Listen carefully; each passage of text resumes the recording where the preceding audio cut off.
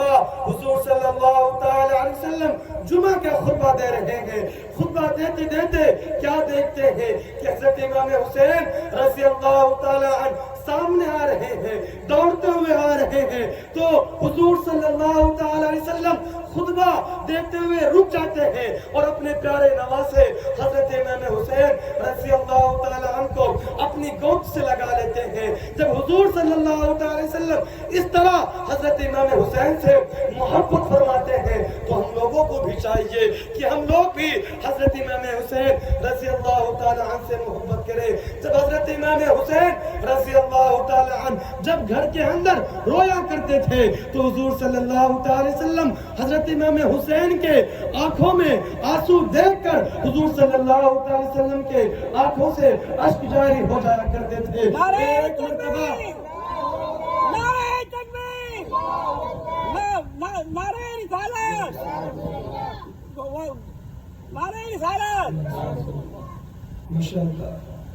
حضور صلی اللہ تعالی علیہ وسلم ایک مرتبہ اپنی لاڈلی بیٹی حضرت فاطمہ الزہرا رضی اللہ تعالی عنہ سے جب حضور صلی اللہ تعالی وسلم کا گزر ہوا تو دیکھتے ہیں کہ گھر سے رونے کی آواز آ رہی ہے.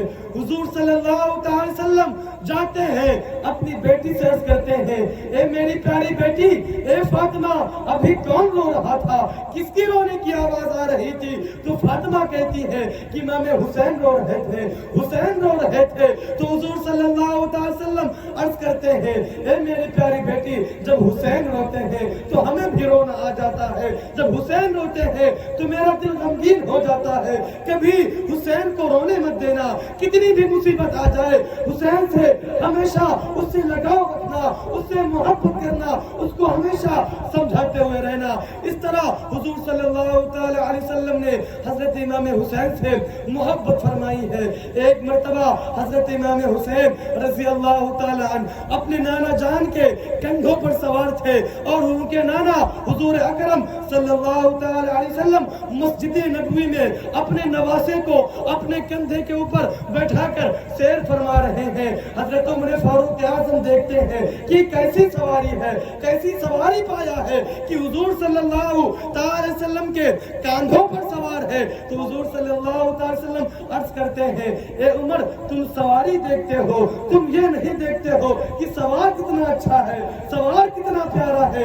عزیزان ملت اسلامیہ, حضور صلی اللہ تعالی وسلم نے ہمیشہ حضرت امام حسین رضی اللہ تعالی عنہ سے محبت فرمائی ہے. تو ہم لوگوں کو بھی چاہیے کہ ہم بھی حضرت امام حسین رضی اللہ تعالی عنہ سے محبت کریں. اب دیکھیے کہ جنگ کربلا میں, کربلا کے میدان میں حضرت امام حسین رضی اللہ تعالی عنہ کو کس طرح ستایا گیا ہے, کس طرح پریشان کیا گیا ہے. عزیزان ملت اسلامیہ, یزید ملعون شخص وہ حضرت امام حسین رضی اللہ تعالی عنہ سے بیعت کرنے کے لیے, اپنے ہاتھ پر بیعت کرنے کے لیے کہہ رہا تھا. حضرت امام حسین رضی اللہ تعالی عنہ عرض کرتے ہیں کہ میں یزید کو اپنا سر دے سکتا ہوں پر میں یزید کے ہاتھ میں کبھی بیعت نہیں کر سکتا. میری جانیں جائے, میرے خاندان والوں کی جانیں قربان ہو جائے, ہم کبھی یزید کے ہاتھ میں بیعت نہیں کریں گے, اپنا سر دے دیں گے. آج کیا ہوتا ہے کہ ہم اپنے سر کو بچانے کے لیے, اپنی جائیداد کو بچانے کے لیے ہم اہل حنوط کے ہاتھوں میں اپنا ہاتھ دیتے ہوئے نظر آتے ہیں. جو بد مذہب ہوتے ہیں ان کے ہاتھ میں ہم اپنا ہاتھ دیتے ہوئے نظر آتے ہیں. عزیزان ملت اسلامیہ, اس پر غور و فکر کرنے والی بات ہے کہ یزید نے صرف بیعت کرنے کے لیے کہا تھا تو امام حسین نے کہا تھا کہ ہمیں اگر سر دینا پڑے تو ہم سر دے دیں گے پر ہم یزید کے ہاتھ پر بیعت نہیں کریں گے.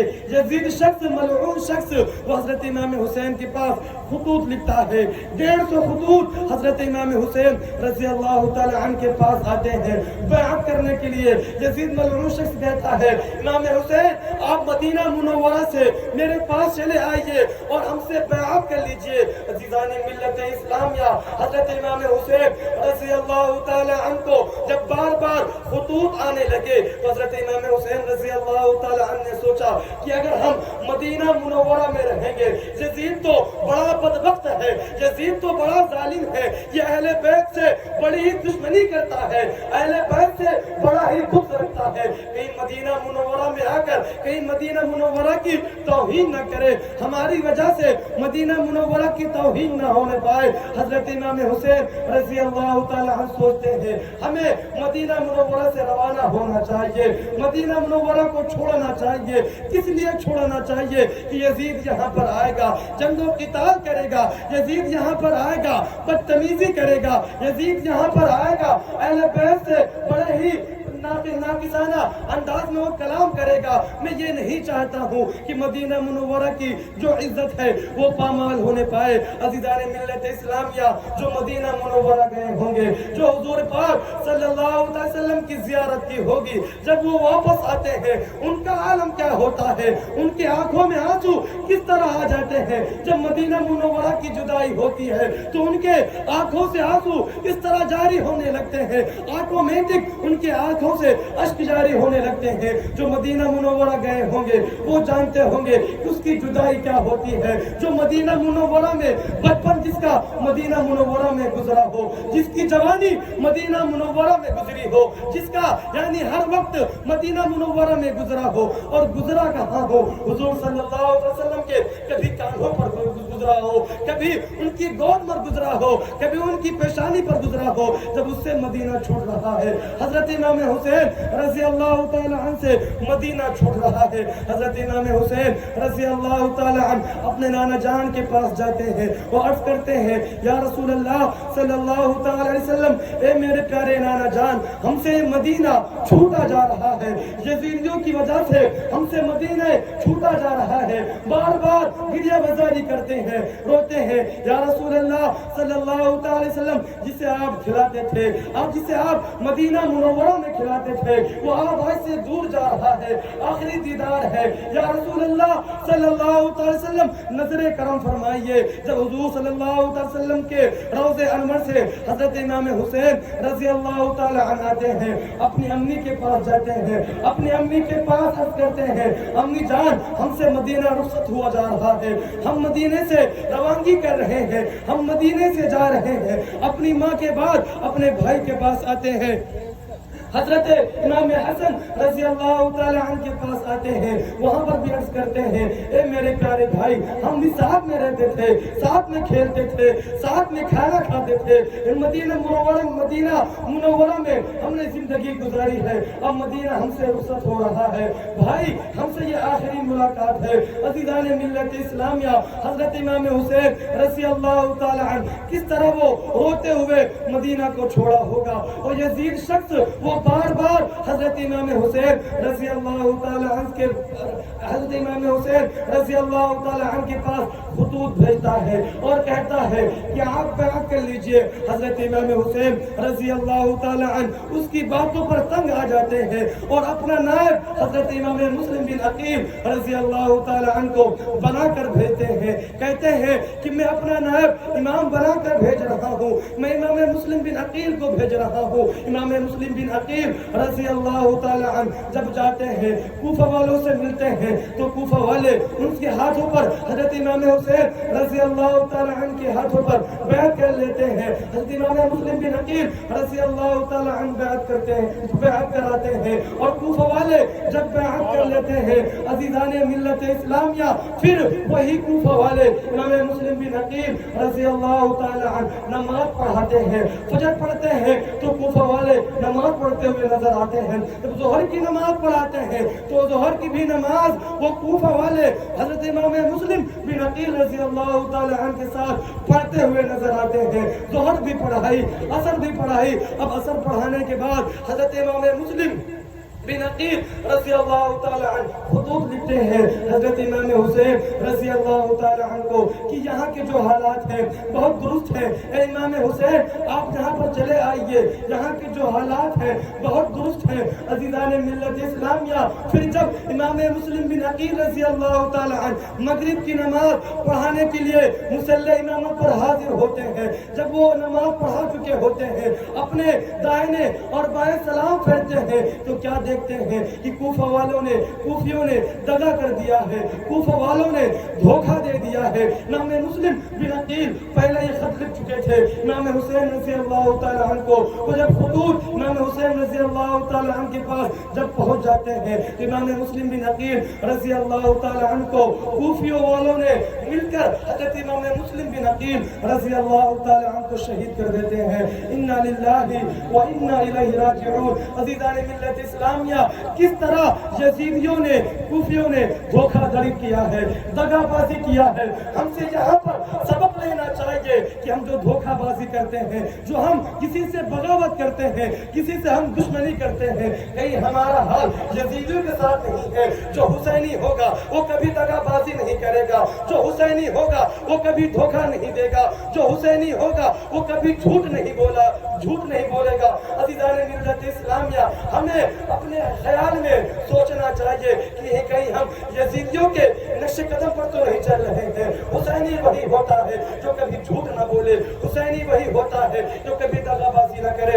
عزیزان ملت اسلامیہ، جب وہ خطوط حضرت امام حسین رضی اللہ تعالیٰ عنہ کے پاس آتے ہیں، امام حسین رضی اللہ تعالیٰ عنہ خطوط کو دیکھتے ہیں اور عرض کرتے ہیں کہ ان کے ساتھیوں میں سے سب سے عرض کرتے ہیں کہ وہاں کوفہ والوں کا جو ہاتھ ہے، جو وہاں کے جو حالات ہیں، سب درست ہے، سب صحیح ہے، ہمیں اب چلنا چاہیے۔ حضرت امام حسین رضی اللہ تعالیٰ عنہ کربلا کی طرف روانہ ہوتے ہیں۔ حضرت امام حسین رضی اللہ تعالیٰ عنہ جب کربلا کی طرف روانہ ہوتے ہیں، عزیزان ملت اسلامیہ، ان کو ایک شاعر ملتا ہے جس کا نام ابھی ذہن میں نہیں ہے۔ وہ شاعر حضرت امام حسین رضی اللہ تعالیٰ عنہ کو روکتا ہے، پھر بھی حضرت امام حسین رضی اللہ تعالیٰ عنہ کہتے ہیں کہ میرے پاس جو خطوط آئے ہیں، امام مسلم بن عقیل رضی اللہ تعالیٰ عنہ نے جو خطوط لکھے ہیں وہ جھوٹے تو نہیں ہو سکتے ہیں، وہاں کے جو حالات ہیں، وہاں کے حالات سب درست ہیں۔ عزیزان ملت اسلامیہ،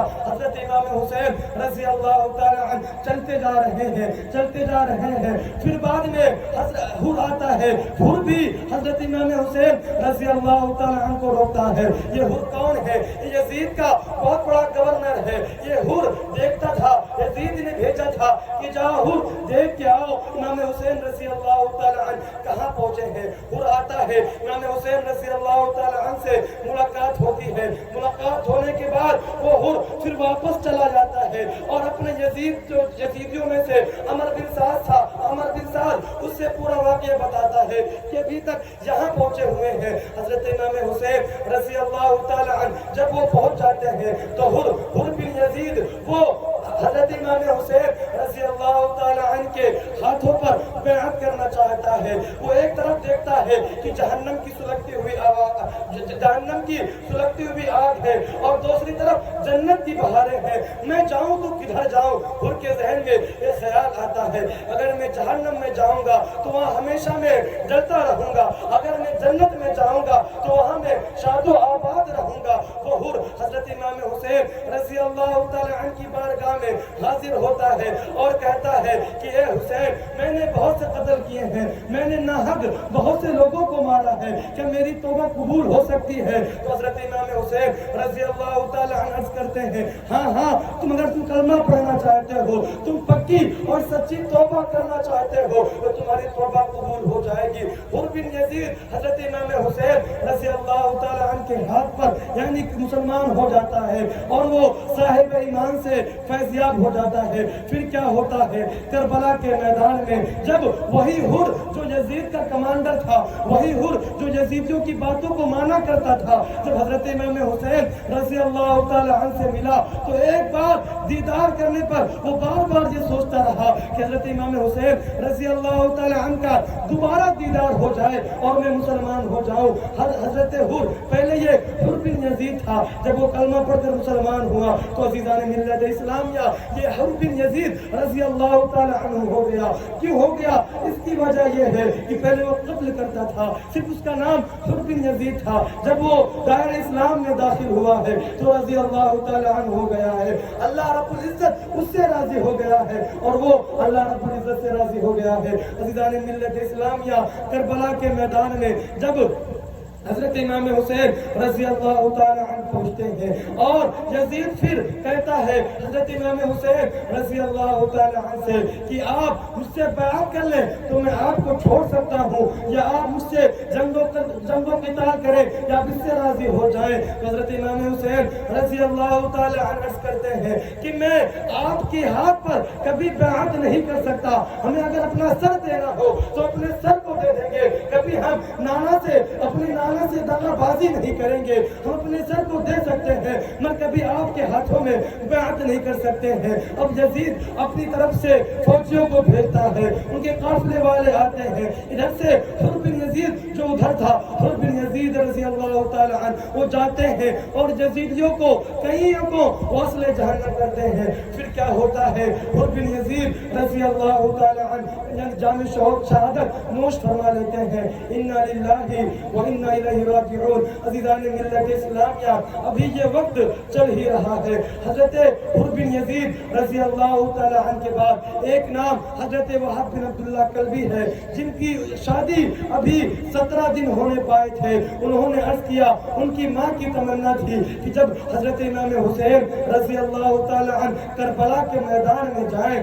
تو میرا بیٹا بھی حضرت امام حسین کے نام پر شہید ہو جائے، میری یہی تمنا ہے۔ وہ آتی ہے اور اپنے بیٹے سے کہتی ہے، اے وہب بن عبداللہ کلبی، میری یہ تمنا ہے کہ آپ جا کر کربلا والوں کے ساتھ جائیں اور کربلا کے میدان میں شہید ہو جائیں۔ وہ کہتا ہے کہ امی جان، ابھی تو میری شادی کے 17 دن ہونے پائے ہیں، میں پہلے اپنی زوجہ سے پوچھ کر آتا ہوں، اگر وہ اجازت دیتی ہے تو میں جنگ کربلا میں چلا جاؤں گا۔ عزیزان ملت اسلامیہ، وہب بن عبداللہ کلبی رضی اللہ تعالی عنہ اپنی زوجہ کے پاس آتے ہیں، عرض کرتے ہیں، اے میری پیاری زوجہ، ابھی شادی کے 17 دن ہونے پائے ہیں، میری ماں کی یہی تمنا ہے کہ میرا بیٹا حضرت امام حسین رضی اللہ تعالی عنہ کے نام پر شہید ہو جائے۔ تو وہ جو زوجہ تھی وہ عرض کرتی ہے، جب آپ کی ماں نے کہا ہے تو میری بھی یہی تمنا ہے کہ آپ جائیے جنگ کربلا میں حضرت امام حسین رضی اللہ تعالی عنہ کی طرف سے جنگ لڑیے اور یزیدیوں کو واصل جہنم کریے۔ حضرت وہب بن عبداللہ کلبی رضی اللہ تعالی عنہ اپنی زوجہ سے کہتے ہیں، ہاں مجھے معلوم ہے کہ تم نے اپنے ماں باپ کو میرے لیے چھوڑا ہے، ہاں مجھے معلوم ہے کہ تم نے اپنے چاچا کو اپنی چاچی کو میرے لیے چھوڑا ہے، اپنے بھائیوں کو اپنے بہنوں کو اپنے رشتہ داروں کو میرے لیے چھوڑا ہے۔ کیا ہی نیک وہ عورت رہی ہوگی وہ جو جنگ کربلا میں جانے کے لیے اجازت دے دیتی ہے۔ حضرت وہب بن عبداللہ کلبی رضی اللہ تعالی عنہ یزیدیوں کے کربلا کے میدان میں یزیدیوں کو یہاں تک آتا ہے کہ 40 یزیدیوں کو اکیلے حضرت وہب بن عبداللہ کلبی رضی اللہ تعالی عنہ واصل جہنم کرتے ہوئے نظر آتے ہیں۔ پھر ایک تیر حضرت وہب بن عبداللہ کلبی رضی اللہ تعالی عنہ کے پیشانی پر یعنی پیچھے یعنی گردن کے پاس لگتی ہے اور حضرت وہب بن عبداللہ کلبی رضی اللہ تعالی عنہ گھوڑے سے گر جاتے ہیں اور وہیں پر وہ جان شہادت نوش فرما لیتے ہیں۔ انا للہ و انا الیہ راجعون۔ پہلے حضرت امام حسین کے جو ساتھی تھے، جو ان سے محبت کرنے والے تھے، پہلے وہ انہوں نے اپنی جانیں قربان کی ہیں حضرت امام حسین رضی اللہ تعالی عنہ کے نام پر۔ حضرت امام حسین رضی اللہ تعالی عنہ عرض کرتے ہیں کہ میرے ہوتے ہوئے میں کیسے دیکھ سکتا ہوں کہ آپ لوگ شہید ہو اور میں کھڑا ہوا رہوں، یہ میری غیرت گوارا نہیں کرتی ہے۔ تو جو ان کے ساتھیوں میں سے تھے، ایک صحابی رسول تھے، وہ عرض کرتے ہیں، اے حسین، تم میرے حضور کے تم نواسے ہو، میں کیسے دیکھ سکتا ہوں کہ میں کھڑا رہوں اور حضور کا نواسا شہید ہو جائے۔ عزیزان ملت اسلامیہ، سب سے پہلے جو ان کے ساتھیوں میں سے تھے، پہلے وہ جاتے ہیں اور سب کو واصل جہنم کرتے ہوئے نظر آتے ہیں۔ پھر اس کے بعد جب ان کے ساتھیوں میں سے قافلے میں سے سارے جو ساتھی تھے، جب وہ ایک ایک کر کے ایک کے بعد دیگر شہید ہو جاتے ہیں، پھر حضرت امام حسن کے بیٹے حضرت امام قاسم رضی اللہ تعالی عنہ کی باری آتی ہے۔ حضرت امام قاسم رضی اللہ تعالی عنہ بار بار اپنے بیٹے سے اپنے چچا جان سے عرض کرتے ہیں اے چچا جان اب مجھے جانے دیجئے، مجھے اجازت دے دیجئے کہ میں جگہ کربلا میں جاؤں اور جو یزیدیوں کو میں واصل جہنم کروں۔ حضرت امام حسین رضی اللہ تعالیٰ عنہ عرض کرتے ہیں کہ تم میرے بھائی کی نشانی ہو، میں کیسے آپ کو جانے دے سکتا ہوں کربلا کے میدان میں آپ کو کیسے اجازت دے سکتا ہوں؟ حضور حضرت امام حسین رضی اللہ تعالیٰ عنہ نے اجازت نہیں دے رہے ہیں، بار بار وہ اصرار کر رہے ہیں، بار بار وہ رو رہے ہیں کہ اے بھائی، اے میرے چچا جان آپ مجھے اجازت دے دیجئے۔ جب وہ بار بار اجازت نہیں دیتے ہیں، حضرت امام قاسم رضی اللہ تعالیٰ عنہ ان کے والد گرامی نے وصیت فرمائی تھی کہ جب تم کسی بہت بڑی مصیبت میں پھنس جانا، بہت بڑی آزمائش میں پھنس جانا، تو میری یہ وصیت ہے اس کو تم اپنے بازو میں باندھ لو۔ جب تم کوئی مصیبت میں پھنس جانا تو دیکھنا اس وصیت کو کھول لینا اور حضرت امام حسین رضی اللہ تعالیٰ عنہ کے پاس لے جانا۔ جب وہ وصیت کو حضرت امام قاسم رضی اللہ تعالیٰ عنہ اپنے ہاتھوں سے کھولتے ہیں اور حضرت امام حسین رضی اللہ تعالیٰ عنہ کے پاس لاتے ہیں اور کیا دیکھتے ہیں کہ جب میرا بھائی امام حسین جب کربلا کے میدان میں پریشان ہوگا تو تم اس سے پہلے اپنی جانیں حضرت امام حسین رضی اللہ تعالیٰ عنہ کے نام پر قربان کر دینا۔ حضرت امام قاسم رضی اللہ تعالیٰ عنہ جب اجازت پا جاتے ہیں تو حضرت امام حسین رضی اللہ تعالیٰ عنہ اپنے بھائی کا امامہ شریف حضرت امام قاسم رضی اللہ تعالیٰ عنہ کے ساتھ باندھتے ہیں اور اپنے ہاتھوں میں تلوار لیتے ہیں اور کربلا کے میدان میں نکل جاتے ہیں۔ یزیدی دیکھتے ہیں یہ کون آ گیا ہے کہ جس کے ہاتھوں میں جو بڑا ہی خوبصورت نظر آ رہا ہے، بڑا ہی خوبصورت نظر آ رہا ہے۔ عزیزان ملت اسلامیہ، حضرت امام قاسم رضی اللہ تعالیٰ عنہ بار بار عرض کرتے ہیں ہے کوئی جو آ کر مجھ سے مقابلہ کرے، ہے کوئی کہ جو مجھ سے آ کے جنگ کرے۔ عزیزان ملت اسلامیہ، کس کی جرات نہیں ہوتی ہے؟ 22 سالہ عمر ہے حضرت امام قاسم رضی اللہ تعالیٰ عنہ کا، وہ جذبہ دیکھیے، وہ طاقت دیکھیے کہ یزیدیوں کا قافلہ ایک طرف ہے اور 72 جو کربلا والے حضرت امام حسین رضی اللہ تعالیٰ عنہ کے ساتھی ہیں وہ ایک طرف ہے۔ حضرت امام قاسم رضی اللہ تعالیٰ عنہ یزیدیوں سے مخاطب ہوتے ہیں، عرض کرتے ہیں کہ بھیجو، جلدی بھیجو، میں سب کو واصل جہنم کروں۔ جس کا نام شمر تھا، اس کے بعد میں ارزق پہلوان جو بہت بڑا پہلوان تھا یزیدیوں میں، وہ کہتا ہے کہ یہ چھوٹی سی بچہ، اس سے میں جنگ لڑوں گا، اس سے میں اپنی بدنامی کراؤں گا۔ کوئی شخص یہ کہے گا کہ ہاں 22 سال سے لڑ گئے، جو اس سے بڑے تھے اس سے نہیں لڑے، تو عمر بن سعد کہتا ہے یہ 22 سال اس کی عمر ہے، پر اس کو دیکھو کہ حضرت امام حسن رضی اللہ تعالی عنہ کا بیٹا ہے، آپ اس کے پیچھے پھیکے پڑ جائیں گے۔ تو ارزق پہلوان اپنے بیٹوں کو بھیجتا ہے، ایک ایک بیٹے کو بھیجتا ہے، سب کو حضرت امام قاسم رضی اللہ تعالی عنہ واصل جہنم کرتے ہوئے نظر آتے ہیں۔ جب دوسرا جاتا ہے تو اس کو بھی قتل کرتے ہوئے نظر آتے ہیں، جب تیسرا جاتا ہے اس کو بھی قتل کرتے ہوئے نظر آتے ہیں۔ ارزق پہلوان غصے میں آ جاتا ہے کہ میرے تینوں بیٹے کو شہید کر دیا ہے، اب میں جاؤں گا، اب میں اس کو قتل کر کے آؤں گا۔ عزیزان ملت اسلامیہ، حضرت امام قاسم رضی اللہ تعالی عنہ جب ارزق پہلوان کو دیکھتے ہیں کہ تو پہلے ہی آ جاتا، تو نے اپنے بیٹے کو پہلے ہی قتل کروانا گوارا سمجھا اور تو نے یہ نہ سمجھا کہ میں پہلے جاتا اور مجھ کو قتل کر دیتا۔ عزیزان ملت اسلامیہ، حضرت امام قاسم رضی اللہ تعالی عنہ ارزق پہلوان سے کہتے ہیں کہ ذرا دیکھیے آپ کی جو ڈوری ہے وہ ڈھیلی ہے۔ عزیزان ملت اسلامیہ، ارزق پہلوان جھکتا ہے، حضرت امام قاسم رضی اللہ تعالی عنہ ان کے سر پر وار کر دیتے ہیں، ارزق پہلوان بھی واصل جہنم ہو جاتا ہے۔ عمر بن سعد کہتا ہے کہ اگر ہم ایک کے بعد ایک بھیجتے رہیں گے تو حضرت امام قاسم رضی اللہ تعالی عنہ سب کو واصل جہنم کرتے ہوئے نظر آئیں گے۔ اب کچھ کرنا پڑے گا تبھی ان کو ہم شہید کر سکتے ہیں، ایسا نہیں ہو سکتا ہے کہ ہم ایک ایک کو بھیجتے رہے۔ تو یہ ہے کون؟ یہ حضرت امام حسن رضی اللہ تعالی عنہ کا بیٹا